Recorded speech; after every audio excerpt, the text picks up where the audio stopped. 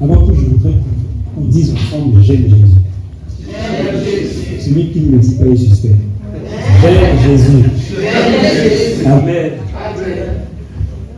Alors, dans le même élan, on va lire Colossiens 3, à partir du verset 23 au verset 25.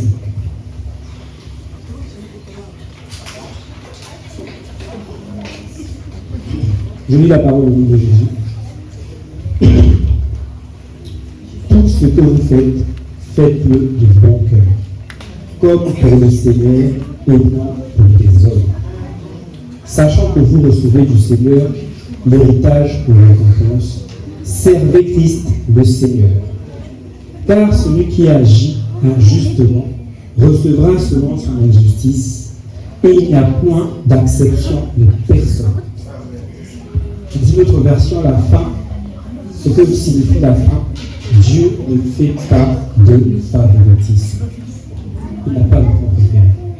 Donc si tu n'obéis pas, quel que soit ce que tu fais, tu seras payé en fonction de tes œuvres. Amen. Bien aimé, si je m'étais planté ici avant de vous parler de ce message, je vous disais que j'avais un problème, que j'avais une maladie de cœur. Chacun de vous allait être rempli de compassion. Nous disons, oh, Sacha est malade, on doit lui rendre visite, on doit prier pour lui, parce qu'il a un problème de cœur. Médicalement, bien sûr. Si on me disait que j'avais un gros cœur, tous seraient pris de compassion, parce que je suppose que vous m'aimez, vous voulez me voir vivre. Et la vérité, c'est que j'ai vraiment un problème de cœur. Et vous aussi. Nous sommes tous concernés, même le frère JB, qui est notre berger, qui nous enseigne ici. Avant qu'il me donne ce texte, je me croyais vraiment, sincèrement, ce n'est pas de l'orgueil, et chacun de nous sait ce qu'il a au fond de lui. Je me croyais vraiment sympa, aimable.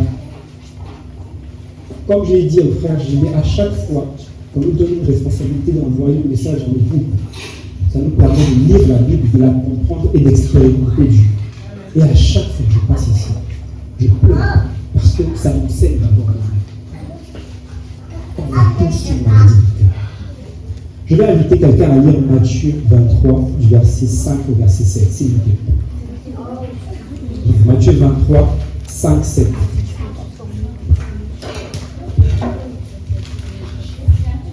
La parole de Dieu dans Matthieu 23 à partir du verset 5. Ils font toute leur action pour être vus des hommes. Ainsi, ils portent de larges filastères et ils ont de longues franges à leur vêtements. Amen. Amen. Là, on parle des pharisiens, des hommes d'église. Il y a plein d'églises dans le monde. Le frère Gilbert a dit que c'est là. Il y a des pays où les églises, c'est des réunions d'activité. Et tu les vois, ils portent de longues toges, ils ont des images de saints. Mais c'est eux, en réalité, et nous autres, en fait, aussi, qui sommes mauvais de cœur. Et permettez-moi de nous accuser, nous sommes mauvais. Je vais développer. On a tous dit j'aime Jésus. On va découvrir si réellement on l'aime. Parce que s'il ne suffit pas de le dire, mais il est question de le prouver. J'ai participé par la grâce de Dieu à une journée pédagogique avec les intercesseurs. C'était la première fois. On allait suivre un film, le conclave. Vous allez les aimer.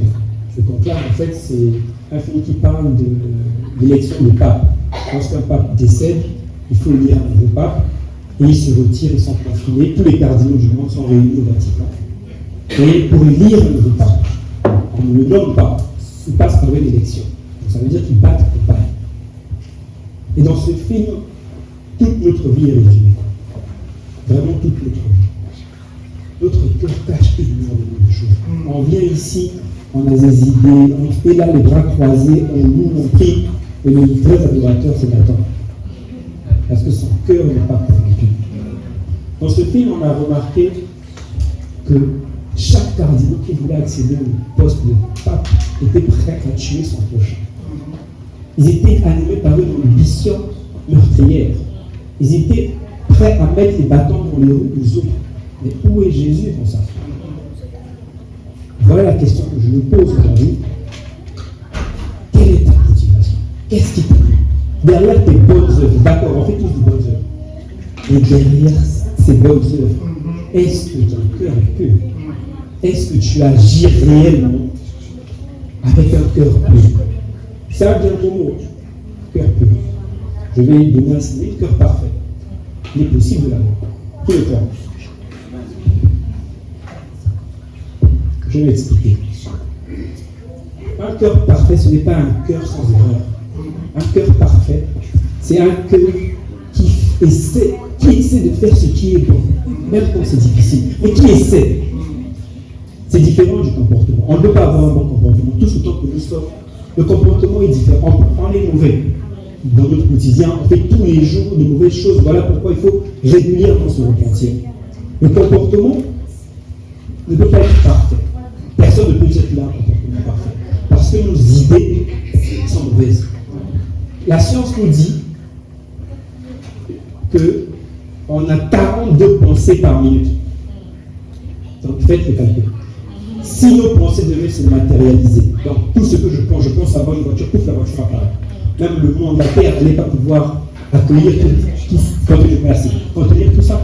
Donc nos pensées, on ne peut pas les contrôler. Voilà pourquoi on a besoin de nous repentir régulièrement. Je vous donne un exemple. Si je vous dis pensez à une pomme, visualisez la pomme. Vous voyez la pomme, elle est verte, elle est rouge. Maintenant, si je veux que vous ne pensiez pas à une pomme, je vous dis ne pensez pas à une pomme. Pensez toujours à la pomme. Et si je vous dis pensez à une banane, pensez à une banane. Vous oubliez la pomme. C'est exactement comme ça qu'il faut agir lorsque vous laisse penser avec votre cœur. Aujourd'hui, les meurtriers, les impudiques, tout ce qu'ils font, c'est parce qu'ils ne connaissent pas Jésus. Nous, lorsqu'une mauvaise pensée arrive dans notre tête, je me perds, je ne veux pas faire ça. Je ne veux pas. Aide-moi à le faire. Voilà pourquoi on va pas au bout de nos mauvaises pensées. Et il faut avoir une vie de prière comme notre cher frère nous a dit. Il faut avoir un cœur pur. Dieu parcourt toute la terre à la recherche d'un cœur pur. Il cherche, il vient ici, il regarde, non. On n'a pas. Malheur à celui qui soigne les apparences extérieures mieux que les apparences intérieures. Là, je vais parler aux femmes. Combien de temps vous faites devant le miroir le matin? Pour vous maquiller, pour vous pomper. Là, pardon. Combien de temps vous passez devant le miroir le matin? C'est en fatigue. Pour brosser ta perruque. Merci, frère et c'est exactement le temps qu'il faut passer à regarder l'état de son cœur. Et quelles sont les maladies du cœur? La jalousie, la médisance, la calomnie. Et la pire des maladies du cœur, c'est la dureté du cœur. Un cœur qui ne peut pas se renouveler. Il y a eu une restructuration récemment de notre communauté. J'ai reçu beaucoup de gentillesse de beaucoup d'entre vous. Merci pour ton humilité, merci ceci. En réalité, c'est une image que je vous donne. Dans mon cœur, je sais que je ne sais pas. Au début, quand je suis venu ici, j'ai fait le sport. Je le dis ouvertement et sans le connaître. Parce qu'un jour, on était assis, il a salué tout le monde sauf moi. Je me suis dit, il a un problème de mots. J'ai dit à la soeur, le couple là. Alors que je fais le témoignage aujourd'hui parce que c'est la personne la plus sociale que je connaisse. Un mercredi, je suis passé, j'ai témoigné de lui parce que quand j'arrive ici, il me communique la joie. Je n'ai jamais vu une colère. Il ne sait pas qu'il n'a pas de problème. Et son cœur recherche à me. Je témoigne de lui parce que c'est un exemple. Et quand on s'est serré la main tout à l'heure, je te dis communique la joie. Et il n'y a pas une solution pour avoir un cœur pur. Parce que Dieu cherche le cœur. On peut aujourd'hui se lever, aller nourrir les sans-abri à Paris. Dieu sait que tu fais ça pour être à côté de Dieu. Il sait. Nous, on ne sait pas. Dieu sait que tu veux dans cette église-là être le diacre pour gérer les finances. La vérité, c'est ça. Je veux chanter mieux que la sœur Pesca parce que j'ai un charisme. C'est notre cœur qui est comme ça. La vérité, c'est ça. Je veux prier comme le frère Option. Je commence à mentir sur les prophéties. Quand le frère Option voit, c'est notre cœur dans l'église. Amen. Et il y a une solution. Parce qu'on nous a assez attaqués, on a le mauvais cœur. Et comment avoir un cœur pur et parfait. Moi j'aime ce mot-là, parfait, parce que c'est possible. Je vais prendre l'image d'un steak. Hein? Moi j'aime bien le steak. Lorsqu'on achète un steak au magasin, il faut l'attendrir avant de le cuire. Il y a deux solutions. Qui peut me répondre? À part faire bouillir, pour l'attendrir avant de le cuire. Merci. On peut le taper avec un poids pour le ramollir ou le laisser mariner. Maintenant, tu as deux choix. Soit ton cœur va être tapé à la dure, soit tu t'alignes. C'est là où tu fais mariner comme un steak. Ça prend du temps. La marinade va ramollir le cœur. Moi, j'ai choisi ce chemin-là. Le cœur va être mariné au lieu d'être tapé comme un steak qui fait mal. Amen. Que Dieu bénisse.